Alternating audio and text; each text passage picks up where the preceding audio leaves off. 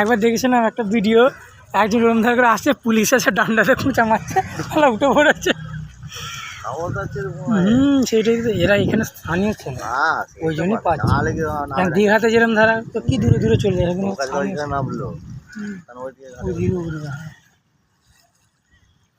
এখানে দেখাচ্ছে দেখো আমি পারি, তাছাড়া কিছু না। এখানে এত রিক্স না, ঠিক না, কখন কি নদীতে আসে বলা যায় নাকি। কুমির চলে আসে তো মাঝে সাঝে, ও মাছ এনে চলে যাবে। বড় হাঙর ফাঙর চলে খেয়ে নেবো।